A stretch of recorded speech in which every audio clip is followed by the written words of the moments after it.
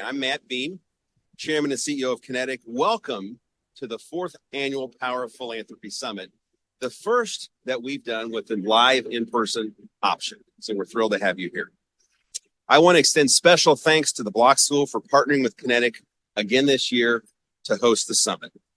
We are both committed to improving lives by helping donors, volunteers, and nonprofit professionals bring their best to the organizations and missions they support and serve.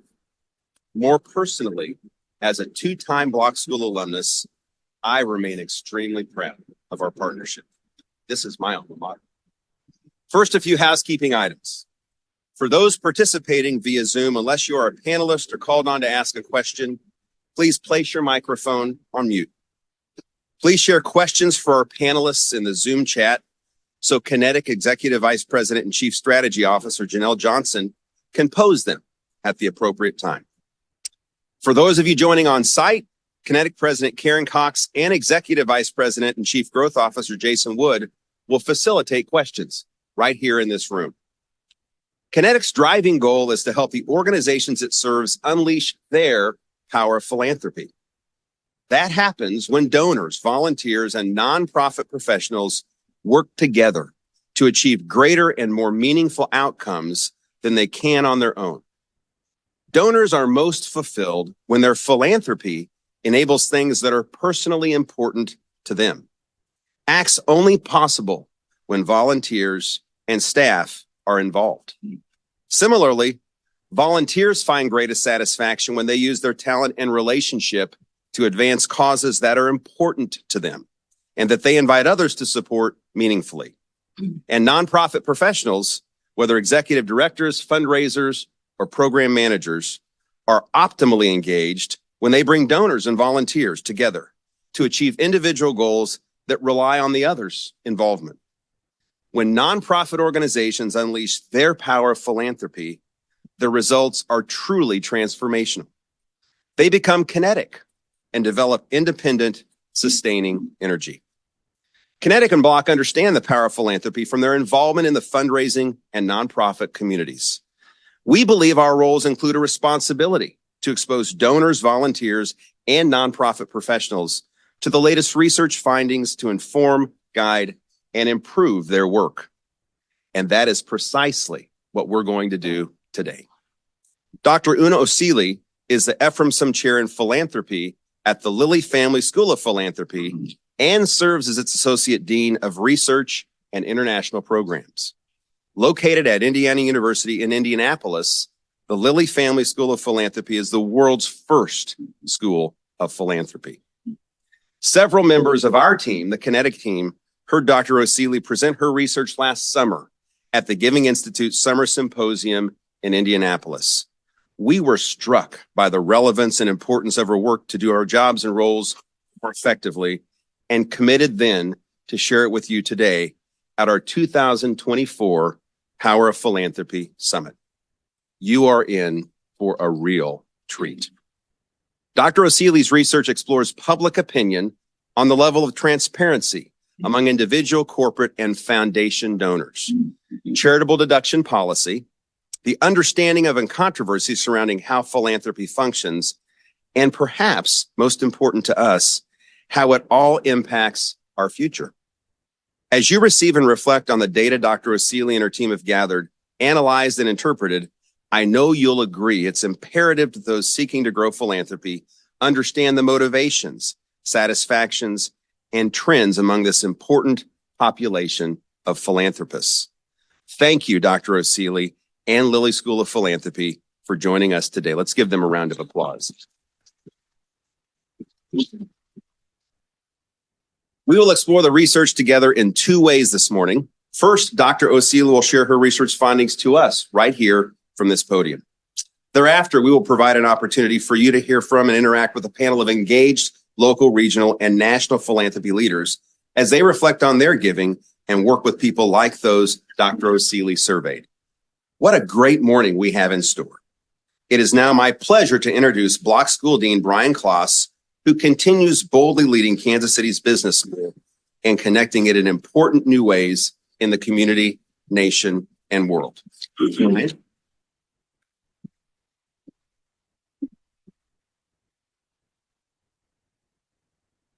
So we here at Block are delighted to be partnering with Kinetic in the fourth symposium. I mean, this is exciting. And I personally very much look forward to these events because I can point to things that I've learned that I do have fundraising responsibilities. I can point to things that I've learned that have directly made a difference for this school. And so I can't wait to hear what I learned today that will make a difference for the school in the coming years. Kinetic has been a great partner with us, not only with this event, but they've been partnering with us in the classroom. They've participated in case competitions. We have members of their team serving as adjunct faculty. Those kinds of partnerships are really outstanding for us, and they allow us to be impactful with this community. So we look forward to building partnerships with other organizations in the room as well as we continue to work to strengthen our engagement with this region. Here at Block, it's important to note we do have a long-standing commitment to work in the nonprofit area. I'm looking at Dave Renz over there, longtime director emeritus of the Midwest Center for Nonprofit Leadership. How many years were you director, Dave? 30 years. And so over about 30 years, I believe, if I have the data right, we had about 100,000 nonprofit leaders participate in Midwest Center programming, both continuing education programming, experiences where we're providing consulting support. In addition, I believe about 1,300 different nonprofits benefited from consulting work done by the Midwest Center on a whole range of topics: board governance, strategy, planning, fundraising advice, human capital.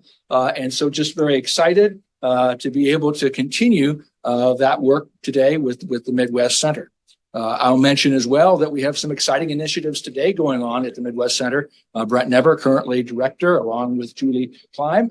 We have initiatives going on right now as it relates to program evaluation funded by a major foundation and supporting a number of different nonprofits in the region and trying to just understand the impact of their efforts. So just so many exciting things going on at the Midwest Center, and delighted to have this be part of the portfolio.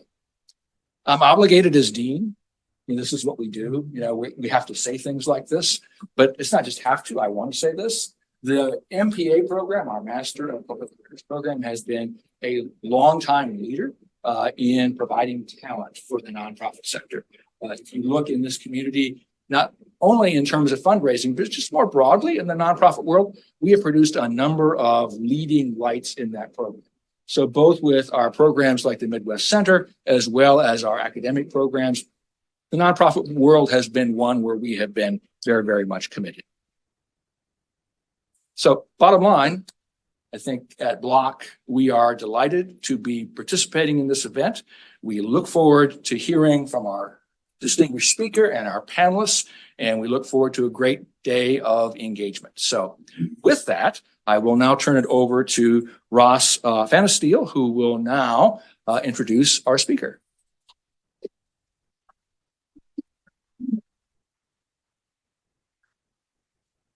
Thank you. Good morning. I'm Ross Phanasteel. I am Executive Vice President and Chief Consulting Officer at Kinetic, and I have the privilege of introducing today's speaker, Dr. Osili. Her experience and background is both extensive and very impressive. And so a global expert on philanthropy and social innovation, Dr. Osili has more than 2 decades of experience in leadership, economic policy, and research across the public and private sectors. At the Indiana University Lilly School of Philanthropy, she leads the research and publication of the global tracker of the Global Philanthropy Environment Index and the Global Philanthropy Tracker, as well as the research and publication of Giving USA, which is the annual report on the American philanthropy published by the Giving USA Foundation. Dr. Osili is also the founder of Generosity for Life, a digital platform that provides new data tools in the area of philanthropy and social impact. An internationally recognized expert on philanthropy, economics, and international development, Dr. Osili recently testified before the Joint Economic Committee of the United States Congress on supporting charitable giving during the COVID-19 crisis, as well as before the subcommittee of the U.S. Senate Committee on Foreign Relations. She speaks across the globe on issues related to national and international trends in economics and philanthropy. She's frequently quoted by international and national news media outlets such as NPR, the New York Times, the Financial Times, the Wall Street Journal, the Chronicle of Philanthropy, and many others. The nonprofit Times named her to its list of the 50 most influential people in the nonprofit sector in 2019, 2020, and 2021. Dr. Osili has served as a member of several national and international advisory groups, including the African Development Bank, Social Science Research Council, the United Nations Economic Commission for Africa, and the United Nations Development Program. She has been an associate editor for the Journal of African Economies and guest editor of the Journal of African Development. Dr. Osili received her bachelor's degree in economics from Harvard University and her master's and PhD from Northwestern. Yes, it is such a delight and a pleasure to join you all. I am deeply I'd say honored to join you, but also grateful to the Kinetic team. I have worked with Ross and Tammy, of course, Karen and Matt, and had a chance to reconnect with so many colleagues. Professor David Renz is one of them. And it's just such a wonderful opportunity to learn from all of you and to be inspired by the work taking place right here in Kansas City. So today I'm going to take you behind the scenes. So get excited to learn about the work that's taking place at the Lilly Family School. During the pandemic, we had the opportunity to conduct the first ever, to my knowledge, study titled What Americans Think About Philanthropy. Why is this so important? We live in an era where we hear a lot of bad news. You just have to turn on your television or your mobile phone. If you have a feed, you'll see lots of headlines that perhaps may be discouraging. Today, I'm going to bring you some good news. Actually, some inspiring news. Our team worked throughout the pandemic on data collection. We tracked all types of giving through formal channels, giving through platforms, also informal giving, mutual aid, the way that neighbors were helping neighbors, tipping their service providers, even when they weren't receiving service. And I have to say, all of that information kept us all inspired. Despite some of the headlines you might hear, you may not know that this was an era of extraordinary generosity, that Americans not just stepped up, but they stepped forward. And that despite all the headlines, there's also a headline you want to take home today, which is that this is still a very generous country, and that philanthropy, generosity, is something that unites Americans. And at a time where there's a lot of discord and dissatisfaction, that is something that really energizes everyone on our team. And I'm sure when you see the data, you'll also be inspired. So let's get started. Today's presentation is What Americans Think About Philanthropy, but I'd also like to take you behind the scenes so you can see not just what's taking place now, but what the future of philanthropy looks like. So to guide our conversation today, I'd like to introduce you to a word. It's a word that we've coined at the Lilly Family School. It's made up of two words. Philanthropy, an age-old concept. It means the love of humanity. It's been part of every culture in the world that we study, from sub-Saharan Africa, Latin America, Europe, Asia. Every country, every region has a tradition of giving, of generosity. So it's something that I think everyone understands. A newer word to the English language is the notion of measurement. If you think about the metric system, that didn't actually come into being until the 1800s. So what we're doing today is putting two concepts that are quite powerful: the notion of philanthropy, generosity, the love of humanity, with the notion of measurement, the idea that we can actually track our progress, evaluate what we're doing, and share where we stand. So turn to your neighbor and say philanthrometrics. We're going to get everybody energized this morning. Yes. And we're taking this concept forward because in our work, we're not just going to hear about philanthropy, but we're also going to be able to measure it. Okay, so during the pandemic, as I said, our job became not just more challenging, but more inspiring, because we saw giving taking place through so many new channels, new tools and platforms. If you were paying attention, some of you may know your Nextdoor app, if you have that on your phone, actually tracked what people were doing. Some said, I'll give a ride to a neighbor. Others volunteered to make masks in their homes. And we were able to see this data in real time. We also tracked crowdfunding campaigns that were taking place, not just through GoFundMe, but through many other channels. And we were doing this on a global scale. So that's what makes it so monumental. We started with just the international because remember, COVID initially was thought to be something taking place outside the United States.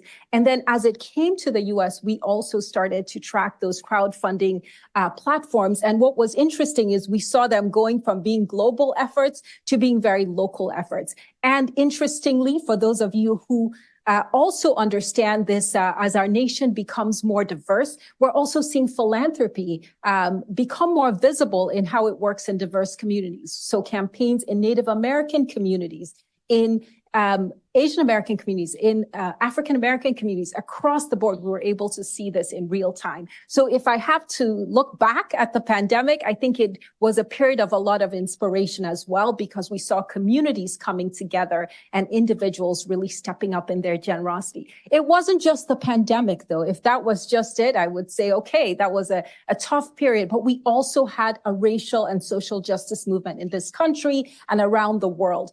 And at the same time, an ongoing economic crisis that left many families in need. And what was, I think, also encouraging from the data standpoint is to see how nonprofits were stepping up, were innovating, and proved to be very resilient during this period in meeting those needs. So as we track this data, not just in the United States, but around the world, there is a narrative that emerged, which is of course, the generosity of Americans and people all over the world, but also the resilience and innovation taking place in the nonprofit sector. Many organizations had to implement virtual programming. They had to figure out not just how to reach their donors, but how to deliver services in new ways. And I think that's another piece of the pandemic when that story is written that we need to elevate. So today, as I share, the title of today's talk is What Americans Think About Philanthropy. Interestingly, we started this project before COVID. We started planning it before COVID. There was a lot of discussion about what the role of philanthropy was, especially with a lot of the distrust that exists towards institutions in our society. Fortunately for us, we were able to field the survey right in 2021, and we had the results, which allowed us to look at in real time, what do Americans think about giving? What does that mean for all of us? What should funders know so that they can build greater transparency and trust in their communities? What should donors know? And what should nonprofits know? So regardless of what hat you wear, today's presentation is going to share what's happening today, how is donor behavior changing, but also what's next. So if I had to pick a title, I'd say what's now, but also what's next. So first, let's start with how donors are changing. Many of you saw the Giving USA results in terms of the top line numbers. I know some of you were at the Giving USA launch event earlier this summer here in Kansas City. But it's also true that we have some very unique circumstances that we cannot ignore. The first one is that we're facing, of course, ongoing economic uncertainty. The Economist to me also says, so far, we've been able to avert the recession. There's still a threat of recession. And if you talk to people who are steeped in the data, they'll say there are a lot of risks ahead, especially on the geopolitical front. In addition to the economic uncertainty that all of us are grappling with, we also have significant demographic shifts taking place. Our baby boomers are reaching their peak giving years. Many of you have heard about the $81 trillion transfer that's supposed to change hands. But there's also this other question, how are younger Americans being brought into the fold? How are next generation donors going to give? Those are millennials, but also Gen Zs and people younger, the Instagram, TikTok generation. And then it's hard to ignore the political shifts that are taking place, not just in the United States, but around the world. But despite all of the changes that are taking place, one consistent theme in this country, even before this was a nation, was the commitment to giving. Point to any institution, the one we sit at today, University of Missouri, Kansas City, to the Smithsonian, to many of our colleges and universities, arts and culture and neighborhood organizations. They have been built on the tradition of philanthropy. In the last few years, however, there have been some trends that have kept me up at night personally. And that is when we look at giving in America, we see a decline in the fraction of Americans that are giving. For a long time, this has been very consistent. When I joined the IU faculty in more than 2 decades ago, we had this idea that giving was recession-proof because it was so consistent. And over time, we've started to see those numbers trend downward. So there is a call to action for all of us. What can we do to continue to reinvigorate this culture of philanthropy in the United States? And specifically for our conversation today, noting that how the public perceives nonprofits, philanthropy, and all of the factors that go into this healthy nonprofit sector make a big difference. So all of us have a role to play in building that culture of philanthropy. So quick headlines. How many of you saw the Giving USA data when it came out? Okay, a lot of folks did. Okay, so what I have to do today is give you a new, fresh look at the data. For this year's rollout, I actually did something I have never done before. I've worked on this project for more than 15 years, but I went to the physical library. We have the Philanthropic Studies Library on campus, and I read every single Giving USA book that has been published beginning in 1955. Why did I do that? Because I wanted to better understand how this data fit into this broad narrative about American giving. What we saw by looking back is that there are some consistent themes. Individuals remain the largest slice of American giving. In the 1950s, individuals made up even a bigger share, or close to 90% of all giving. Today, individuals are now 64%. So individuals are still the lion's share of American giving, but that share has actually gone down. What has changed in this period is that foundations occupy their largest slice ever. At 1 out of 5 charitable dollars comes from foundations. So that has changed a lot. That's one of the things that spurred me to go back and look. And when we look at those foundations, many of them were created in the 1990s. So relatively new foundations. And we thought that perhaps with the advent of many new giving vehicles, that foundation growth would slow. But over time, foundations have continued to grow, not just in their asset sizes, but also in their numbers. And if you've been following the data, the last few years have been monumental times for American philanthropy. Why? Because foundations during COVID introduced a lot of flexibility, unrestricted gifts, trust-based philanthropy, and also increased their payout rates. Many foundations did. So I think that's a slice we can pay attention to. But half of foundations are family foundations, which means that if you add up the individual segment, the foundation segment, and the bequest, you'd still have 86% of all giving coming from individuals.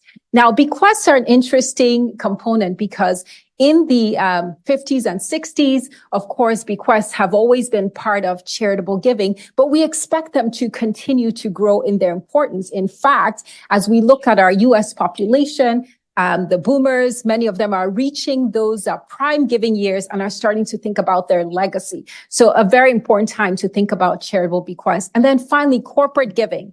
In the 50s and 60s and even the 70s, corporate giving was 5% of all giving. Today, it looks like it's about the same, 6%. But underneath that slice, we're seeing corporations innovate. Many of them have stepped up their corporate matching programs, not just matching dollars, but also matching volunteer hours. We're seeing more strategic approaches to giving. But another surprise for me, as I've worked closely with this data, is seeing corporations become more visible, speaking out about issues in the community and getting involved in new partnerships. As an example, the Washington Post tracked $50 billion that corporations committed during the George Floyd 2020 era around racial equity. And many corporate CEOs took very visible positions on this issue. You may wonder, is this new? Have we seen this before? I'm here to say from the data, we do not have any record of corporations giving, speaking out about issues. Certainly in the 1960s during the civil rights movement, that wasn't the case. So we are in a new era. I call this the era of all-in giving, where donors are not just writing their checks, but they're also using their platforms to speak out and to build awareness around issues. In other words, we're living in an era of an expansion of the notion of philanthropy. So with that, I'd also like to share where the giving is going. Very quickly, for those of you who have not been as steeped in the data, in the 50s and 60s, 2/3 of all charitable dollars went to religious congregations. Today, that's less than a third, so it's 27%. This is the lowest we have in terms of religious congregations as destination areas for philanthropy. But I'm also here to say that faith still informs a lot of givers. Even if they're not giving to a congregation, they may be giving to a religiously affiliated nonprofit. And we find those in every single sector. We've also seen the growth of international fairs.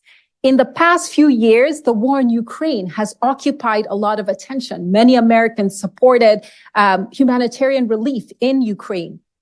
We're seeing as many more crises unfold around the world. Americans, especially younger donors, really show an interest in giving locally, but also giving globally.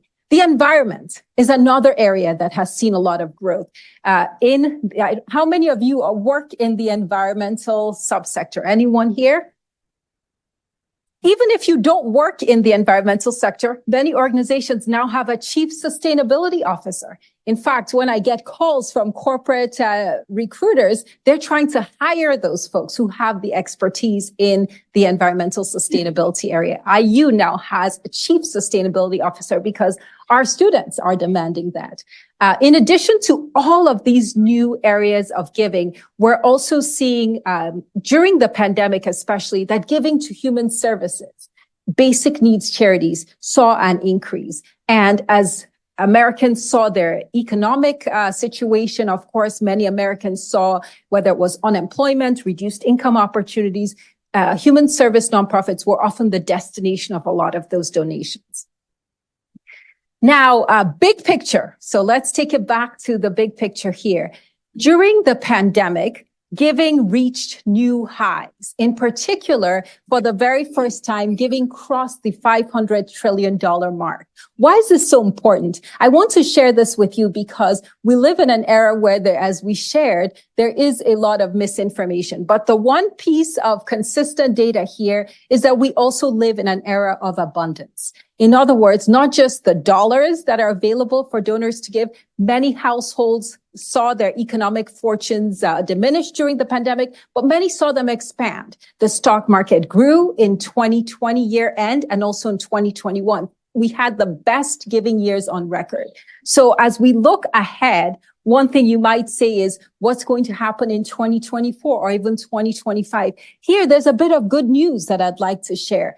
At the end of 2023, the stock market also appreciated. Foundations, many of them saw their assets increase. And if you've been following the data, you'll see that that has really strong implications for 2024 and beyond. Of course, there's a lot of uncertainty. There's still high inflation. But as you leave this room, keep in mind that even during the pandemic, we had records being set in terms of giving. And that is something that we expect to continue because giving is very much linked with economic conditions. So that is the data. Now let's talk about how donor motivations and preferences are changing. In addition to what Americans think about giving, we have two very significant studies housed at the Lilly Family School. The first one is the Philanthropy Panel Study. It tracks the same American families over time, about 10,000 families of all different backgrounds. In fact, the sample has a new immigrants refresher sample as well as an oversample of African American households. In addition, we have a new emphasis on diverse donors in our Bank of America studies of high net worth giving. And I'll just try to share the data broadly so that all of you, going back to our theme for today, have the data at your fingertips. Today, the average American household gives about $2,500. I mentioned that the overall rate of giving used to be about 2/3. When I first started working on this project, it was 2/3 and it was very stable. Today, in 2023, where we stand is that less than half of Americans give, at least as we measure it, to charitable organizations. So there's a lot of room to grow and expand philanthropy. In terms of how high net worth households compare to everyday Americans, among high net worth households, the story is very different. about 90% of them give to charity. And that's very consistent over time. So what we've seen is despite the participation rates falling for everyday households, for the high net worth households, it's remained very high. And even during the pandemic, the average gift by high net worth households went up by 40%.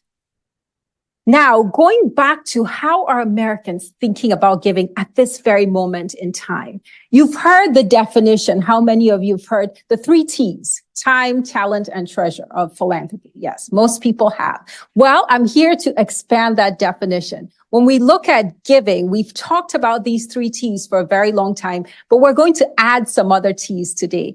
Giving, of course, time, giving treasure, giving talent, but also giving testimony, sharing your experiences, sharing the good news about a nonprofit. That counts a lot in this era of social media. In addition, giving of your network, opening up your network to a nonprofit also becomes important. The CEO of JP Morgan Chase, in some remarks, said the most important thing he could give to a nonprofit was not to write a check. There was silence in the room when he said that. But he said what he could do was actually open up his network to that nonprofit.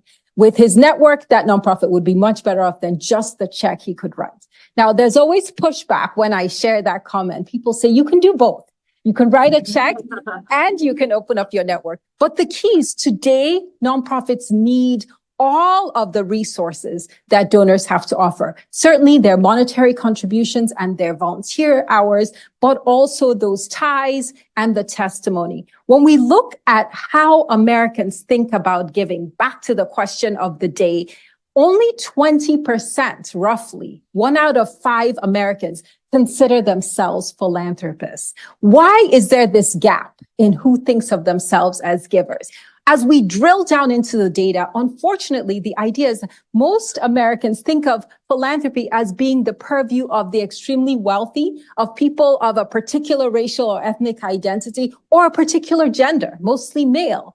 However, when we look at the data, everyone actually participates in philanthropy. So several years ago, we launched a campaign through our Women's Philanthropy Institute called I Am a Philanthropist to encourage more donors to see themselves as givers, to see themselves as philanthropists, and to open up the space for giving. What's interesting about this is among younger Americans, they're more likely to have this broader definition of giving. Some of them, their notion of giving is the tip they give to their service providers, even when they're not using those services. Some actually consider the conscious consumerism, the goods that they purchase, whether it's the buy one and give one to a charity as part of their philanthropy, or the type of employer that they choose to work for as part of their giving. So the message for all of us today is we need to expand how we're thinking about giving, and also recognize that all of these contributions are part of what makes this tradition so important in the United States. Now, who is giving, you might ask? With our high net worth study, what we've also seen is that giving transcends race and ethnicity. We're so used to talking about disparities in our culture, whether it's education disparities, health disparities, socioeconomic disparities. Turns out with giving, we actually see Americans of all different backgrounds participating. What's the message for all of us today as we leave this place? Understand that philanthropists cut across race and ethnicity. They cut across traditional divides in terms of sexual orientation or even age. We find philanthropists in every single community that we study. And in fact, when we look at the data even more closely, women are actually taking the lead in terms of giving, meaning women have higher rates of giving and they give on average, higher dollar amounts after we account for income and wealth and education. As an example, McKinsey Scott, during the pandemic, in 2020 alone, she gave $6 billion. And all of those gifts were unrestricted, meaning those organizations did not receive any strings attached. The president of Howard University received a $40 million gift. He was a visitor to the Lilly Family School, and he shared that he got a call, no restrictions, no stipulations, just the gift. And another colleague of mine, Asha Curran, who's at Giving Tuesday, she received an email from McKinsey Scott's organization saying that they were going to make a donation. And she reached out to a colleague and he said, oh, that's probably spam. I think you should delete it. But she said something told her it wasn't spam. And so she went ahead and responded. And lo and behold, she was another recipient, completely unrestricted. There's a message for all of us. And that's the importance of trust.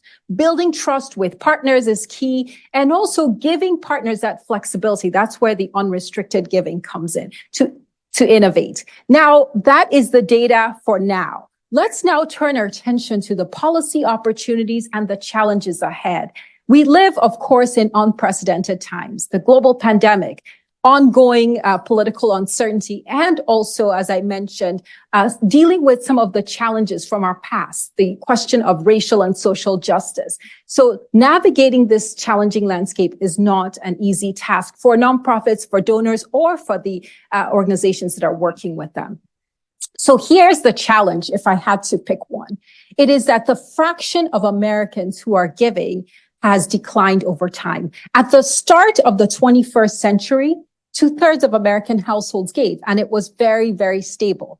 Along with colleagues at the Lilly Family School, we've been tracking this number very closely. It's the same family. So this is the benefit of longitudinal data, and it's over time, it's a nationally representative sample of all different backgrounds. When we look at who has stopped giving, this is where I am most concerned. It is younger Americans. It is also people who have lower educational backgrounds, the diploma divide, if you were to call it that. And it's also people who have less education that are less likely to give. So what can we do about this? There are many things we can do, but starting with our youngest Americans, let's think about our own families. We've taken this as a personal mission in our own household. And starting when our kids were very young, we asked them to forego their birthday gifts and instead designate a charity that their friends and family members could give to.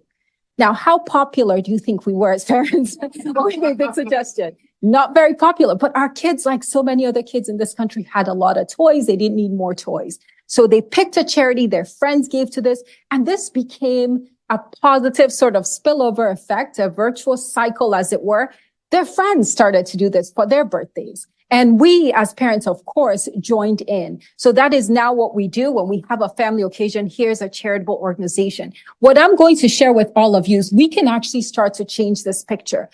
Think about the young people in your life, whether those are family members, colleagues, mentees. How are they being involved in the tradition of giving, whether it's volunteering or giving their time, giving their testimony? How are we reducing barriers, making it easier for people to give? When we talk to young people, their big challenge is, I want to give to an organization, but they don't have an online option. They don't have a Venmo option. They don't have a PayPal option. Looking at many organization websites, they don't actually have these online options. And especially after the pandemic, we've also seen that it's become easier for many donors not to write a check, but just to make those contributions online. If I were to pick another challenge, in case you don't have enough on your plate, it's also the fact that individual giving as a share of household income has actually stagnated over time. It was in the 1960s and 70s, it was about 2% of household income that was allocated to charity. It has stayed the same. In other words, we've seen it go up a little during economic periods of economic boom, but it's also declined during periods of adversity. So across the board, you could say individual giving is stuck at 2% of household income, disposable income. A colleague from Giving USA actually asked me, could you look back at the Depression, the Great Depression in the United States, and what percentage of household income was allocated to charity? Guess what it was? 2%. So roughly 2%. We've been stuck at 2%. And so the question for all of us today is, what would we have to do differently to boost this beyond 2%? When we look at what Americans spend on other budgetary items, whether it's housing, food, entertainment, technology, those budget shares have increased over time, meaning we're allocating more of our resources to those specific categories. However, the share that goes to charitable giving has actually stagnated. So there's a message for all of us, meaning what could we do differently to inspire donors to give a bigger fraction of their income? Do we need more awareness around this issue? Do we need sort of like a giving pledge for everyday givers? Do we need policy options on the table that would incentivize more Americans to give, that would recognize the generosity within the tax code? As you know, with tax reform, fewer Americans are gaining tax recognition for their giving. And so that's another possibility. And then there's perhaps yet another way to shift this picture. And that is, what could nonprofits do differently to bring more donors into the fold? Is it more inspiration, more innovation, or just reducing those barriers, whether it's online or in person, to make it easier to give? As an idea, we have worked with Network for Good. It's a platform that works with a lot of small charities, and they've experimented with subscription-based models around giving. So DoorDash has this, Netflix has this, Amazon, where you're a subscriber, a monthly giver. And we've seen that that has been very effective, especially for younger donors.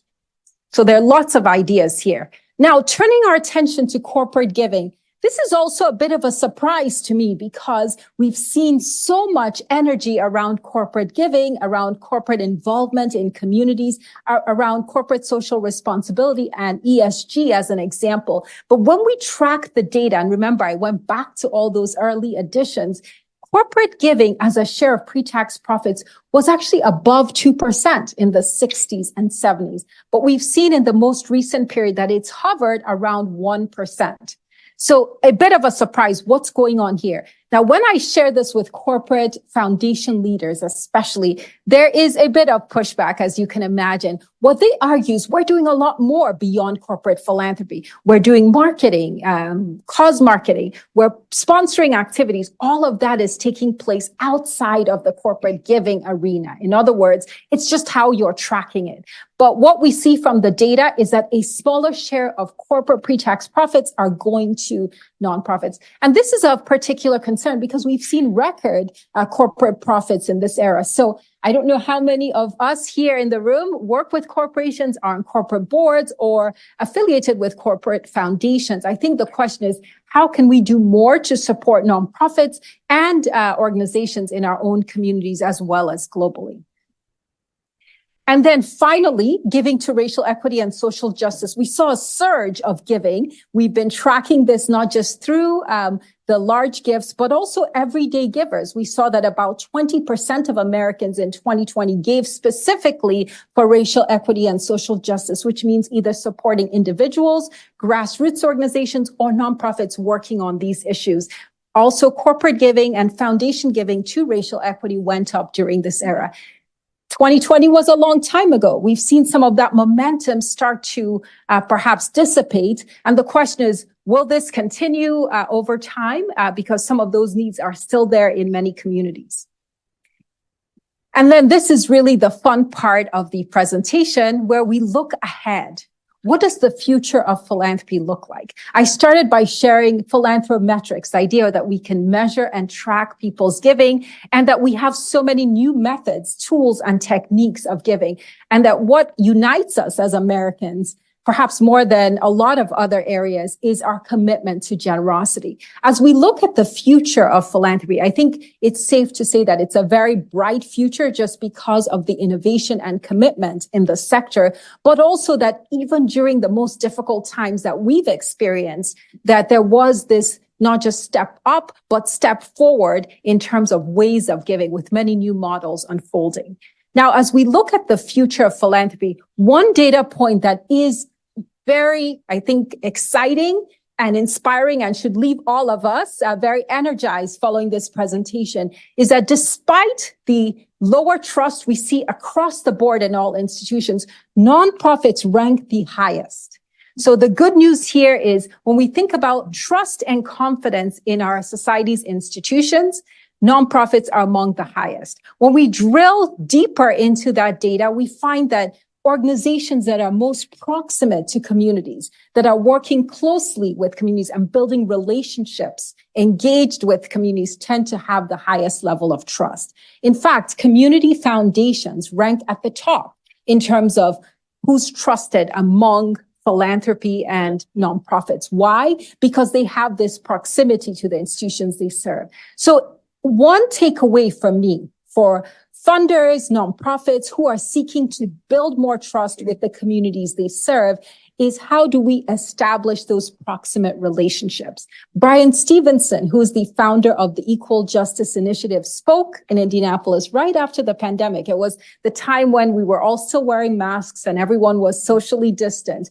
But he actually shared something that I think is a message for all of us here in the room. He talks about the importance of proximity. He talks about getting closer to the communities we want to serve and to the people we want to assist. And when we look at the data, we find that organizations that have built that proximity, that have that engagement with the communities they serve, rank much higher in terms of trust.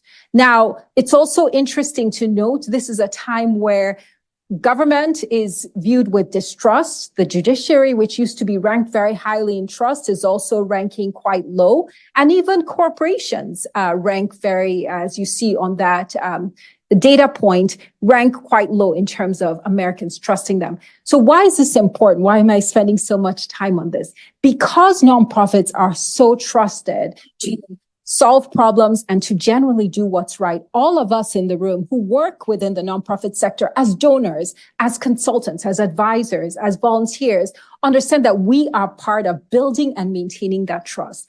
Our activities as leaders, as supporters, actually help build that trust and can lower that trust as well. So I think this data gives us both a call to action, but also reminds us of the unique role that the nonprofit sector plays in bringing people together, in convening, and in solving problems. So the most trusted institutions are still nonprofits. This is encouraging despite all the changes that we've seen during this period. And this has really significant implications for all of us as we do our everyday work. Alongside the data on trust, you may say, well, we live in a time where we have a virtual audience. How do you build trust in an online world? And this is certainly more challenging than doing it face to face. When we look at online giving, we see that online giving has grown as a share of overall giving. For a long time, it was under 10%. It was growing, but relatively slowly. During the pandemic, there was an inflection point where online giving increased as a share of overall giving. The message here is that we need to learn how to build trust and relationships, not just through those in-person opportunities, but also through that virtual world. Many donors are learning about where to give by going online. Just as an example, before the pandemic in 2016, about 16% of Americans gave via crowdfunding. Fast forward the tape to 2020, we see that I'd say about 40% of Americans are either giving via crowdfunding or via social media. So there's an opportunity to build that trust through those face-to-face interactions, but also through the virtual world as well. As we think about the future of philanthropy, there are really three areas that I have been thinking about the most and actually writing on these topics. The first one is the economy and, of course, the political climate. We are in an election year, so it's hard to ignore the political climate. But it's also interesting from a data perspective that political giving is actually quite small as a share. So as an example, probably about less than 20% of Americans give to political candidates and causes. So that's still a very small fraction. And the overall dollars, while you hear several $1 million being raised, that is quite a drop in the bucket compared to the $500 billion that I shared around overall charitable giving. So we need to be cognizant of the changing economic and political climate, but recognize that charitable giving, of course, has persisted even during our most volatile periods, and that many individuals are in a position to give and have a longstanding commitment to charitable giving. The second big area as we think about the future that many nonprofits are just starting to wrap their arms around is how we prepare for the future in terms of our changing demographics. When we look at who our donors are, many organizations have the same profile. Their donors tend to be older, they tend to be not very racially diverse, and they also tend to be perhaps not as broad-based in terms of their preferences. But we know that donors today have many different preferences. They come from different religious backgrounds, ethnic and racial backgrounds, but also cultural and country of origin traditions. So with this increased diversity, I think it's both an exciting opportunity, but could also be a challenge for some nonprofits. What I often say here is one size fits all doesn't work anymore.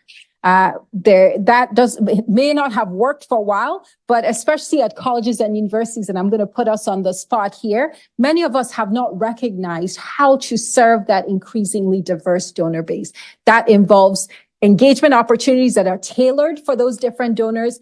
As an example, at Indiana University, we've instituted several new giving circles. We have a Women's Philanthropy Council that is targeted at bringing together women who are supporting the university. We have a Black Philanthropy Council, two new ones that are just being rolled out, a QPC, Queer Philanthropy Council, and the newest one that's going to focus on Latinx giving, Latino Philanthropy Circle. So all of these are designed to embrace the increasingly diverse donor base that we have and to meet those donors where they are. And then perhaps most exciting of all of these is that technology is influencing how we give. First, it's allowing nonprofits to be more transparent, sharing information about your programs, allowing donors to drill as deeply as they'd like to. Virtual site visits and events allowed donors to learn more about what's taking place at the organization without actually going there physically and engaging a much wider network than they ever had. Even our local organizations in Indiana, many of them drew in global audiences around arts and culture performances because they used many of the new tools. Importantly, technology is allowing peer-to-peer fundraising to take off. And with the rise of ChatGPT and artificial intelligence, we're also seeing many nonprofits think about customized ways to reach donors. One very good example is St. Jude's. They've used AI to actually create personalized appeals for donors and funders. These all come with, of course, challenges. If I had to wrap a bow around everything, it would be, how do you build trust in this world with a changing economy, changing demographics, and new tools and techniques that donors can use? Trust is still the glue that holds the nonprofit sector together. And as we engage with many of these new tools and techniques, we also have to learn how to build trust in new ways. So just to close, I'd just emphasize that the future of philanthropy is extremely bright. There's so much to be optimistic about, especially when you look at the data. Let's just turn our attention to nonprofits in particular. As they think about the future, what can they do to build that strong foundation with their donors and with their communities? I think the number one issue is really communication. How do you build that sense of proximity with the communities you serve while addressing transparency and accountability and inclusion? Because all of those things are going to be fundamental to building trust within your community. For foundations, this is, of course, a big space. We have large foundations, small family foundations, and community-based foundations. Again, one common thread here is the importance of collaboration. One sector alone cannot solve all the problems that we have, and the importance of bridging the gaps that you see in communities. And finally, I feel like technology is a new, not just a tool, as we've talked about in the past, but technology can be a collaborator in helping many of these things come to life, particularly helping the public understand what philanthropy is and what the nonprofit sector does. So I just like to end by saying thank you to this entire group, those who have joined us virtually, but also our in-person audience. It's been a real honor and a joy to be with you. And all of the resources that I've shared, including the What Americans Think About Philanthropy, all of this is available on our website. You can access that at philanthropy.iupui.edu. I will stop here, and I think we might have time for some questions before going to the panel. Thank you.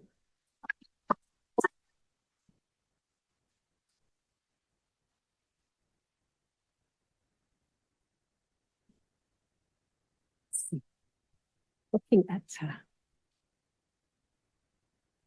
Can we perhaps take any questions that we might have from the yes, audience? any questions from the audience? I think the dean might have one since he yes, or I have one. okay. One of the slides that you shared had a quote to the lower right that said, most of those who were willing to respond said they thought, and it was in quotes, something like, the nonprofit sector is off on the wrong track. Yeah. And Yes. and you talked about the data that you had received, but I'd love to know if you have more color around what they meant by that, what they said, if they offered suggestions about how that could be, in their opinions, corrected. Just any more detail on that. Yes. So that's a very good point. And I would have liked to drill more into that. I'm trying to pull up the slide here. The main issue that we saw across the board was around transparency. So a big issue is that Americans love the nonprofit sector, value the work that it does, but they don't know much about it. Let me just give you examples. People don't know what the right payout rate is. I'd say 90% of Americans don't know that there's a mandated payout rate that's about 4% for foundations. They don't know what the fraction of Americans that give is. They don't know really very basic things you might think inside baseball people know about. Most Americans don't know. When they think about foundations, they say, oh, foundations are doing good work in communities, but they don't actually know what those projects are. So that transparency and accountability is where we feel like most people are concerned about. There's a suspicion sometimes that we know this organization is doing good work, but we don't really know what that work is. The exception to that tends to be community foundations, where people can identify this is what that foundation does. So what that tells us as researchers is that foundations have done a very good job of building a sense of we're doing good work in the community, but they haven't really shared much beyond that.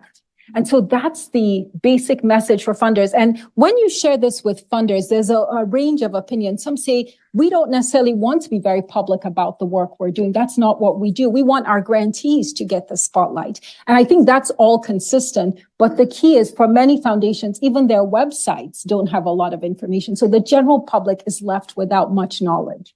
I'm going to see if I can pull this up.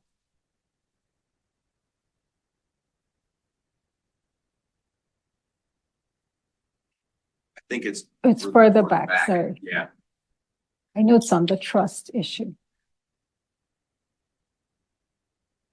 Okay. Yes. So, bottom line, most Americans don't have, the way I liken it, the analogy I would give is almost like financial literacy. Most Americans don't know a lot about their financial institutions, but the challenge here, the difference is trust is really important to the work of the nonprofit sector. And right now we have this enviable position of being the top, and the goal is to continue to maintain that. And in order to do that, I think today's era calls for more transparency. What worked in the past may not work going forward. As an example, we have an institution in our community that just announced a CEO transition, but they didn't give any reason as to why. And there was a lot of public outcry, and they thought, well, we've always done it this way. We haven't ever shared why we're making these changes.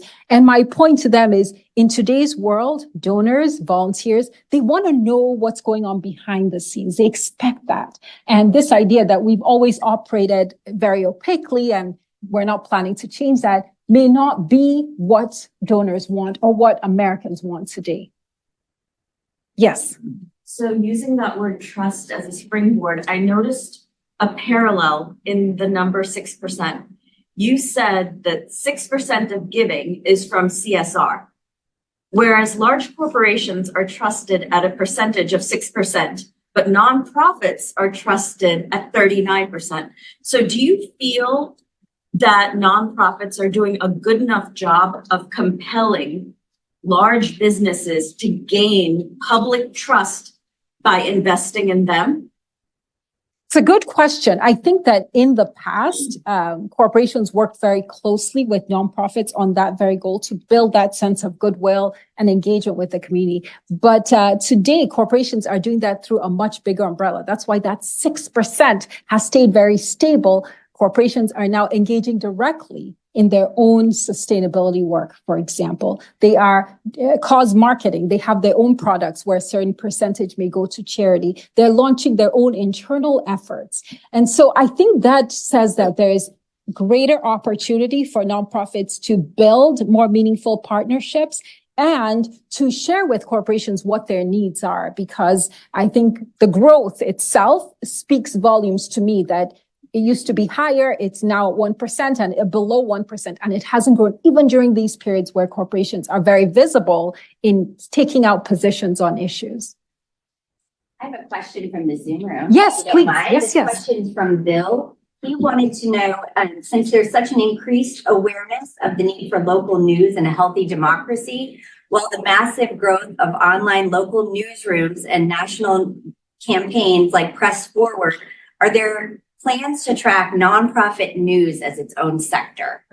It's a very good question. We'd love to do that. In fact, if you've noticed, those of you who are regular consumers of news, when you read even articles in The Guardian or Nonprofit Times, they give you the option of donating. The Economist has this too, a tip.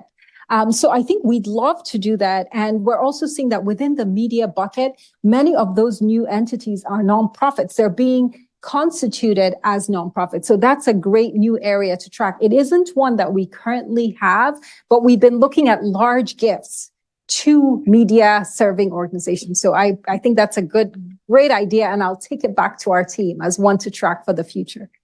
Yes, I think you had your hand up there. We'll come here. Yes. So considering the divide that we're talking about in the country, like the political divide, what are some strategies that we have? And maybe the strategy is just to bless and release, but out of all of the social justice issues that came out of 2020 and doing things like adding your pronouns to your email signature and adding an EDI roadmap, some donors, big ones, might be offended by something like that.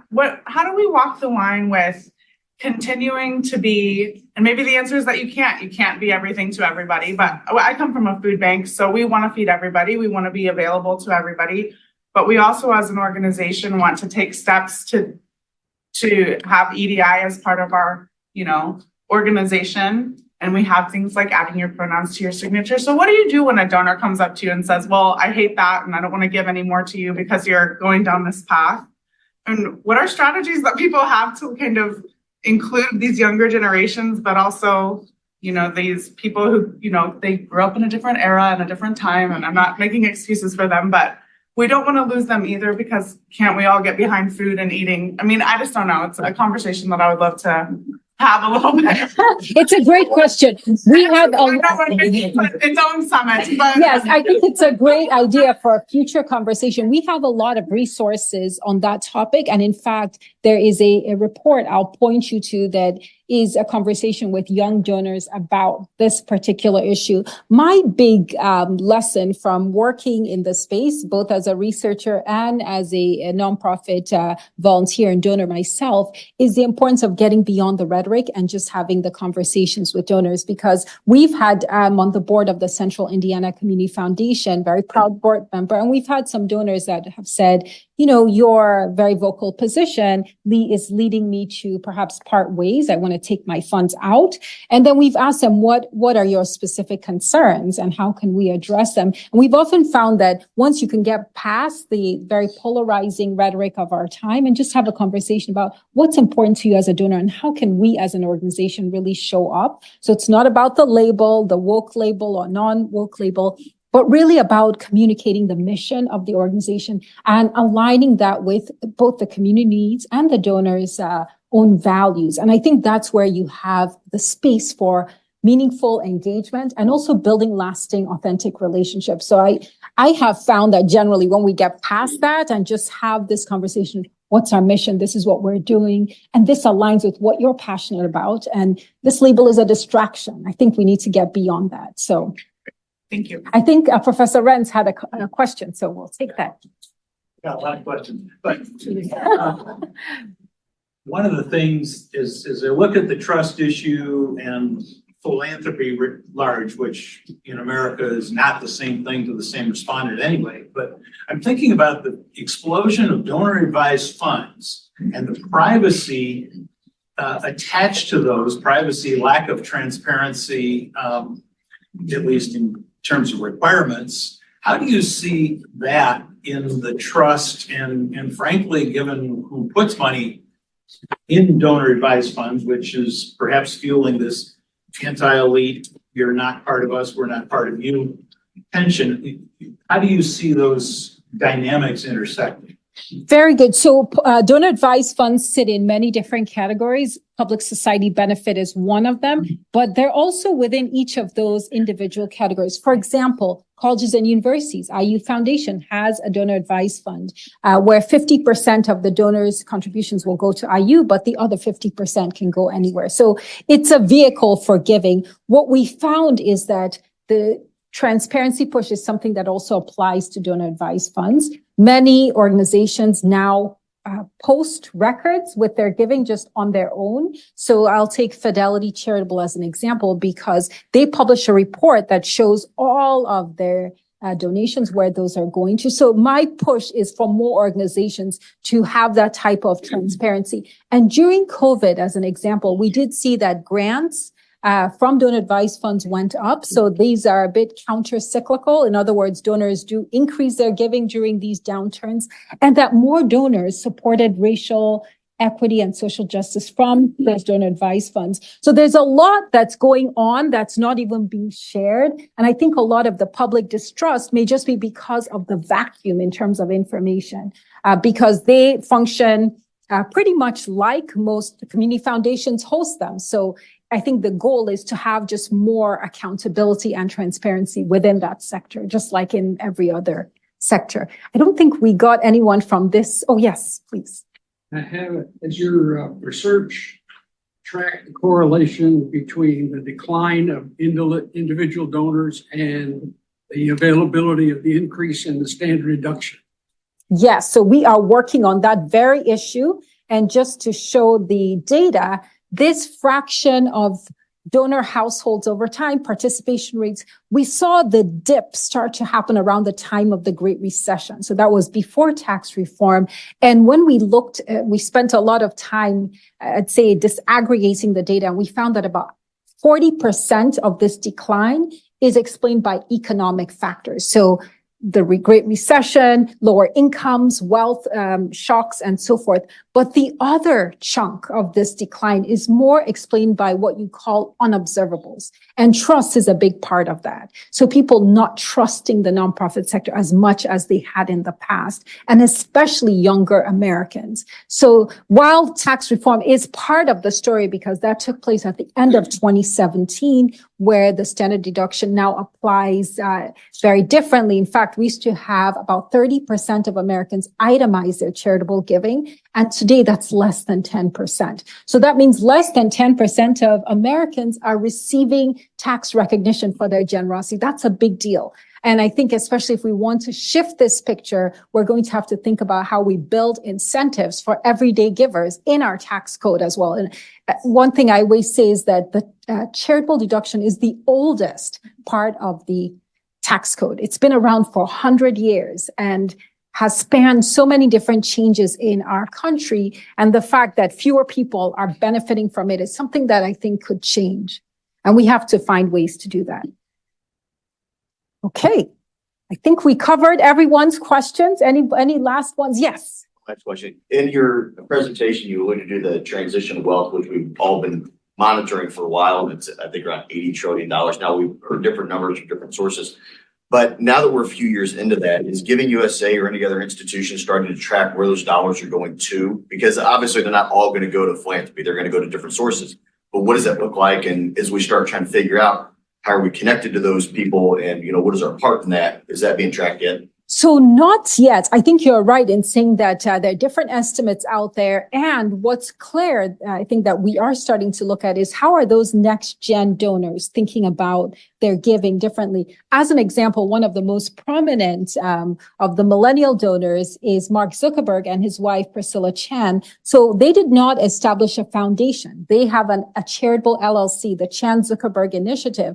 It doesn't just give grants to nonprofits. It also makes impact investments and invest in companies that align with the mission. So one thing that we have stressed from the data is that as we think about the wealth transfer, recognize that that $80 trillion is going to be in the hands of new wealth holders. And their ideas of philanthropy are much broader. It includes, of course, giving to nonprofits, but also impact investing and other new forms of giving. And so as we build out a lot of our offerings, how do we meet those donors where they are? Many community foundations now have impact accounts. So you can set up impact investing funds at the foundation that have that recyclable component. So I think this is an era of a lot of innovation, and those younger donors are thinking differently about their giving. And so the opportunity is there to partner with them in those new ways.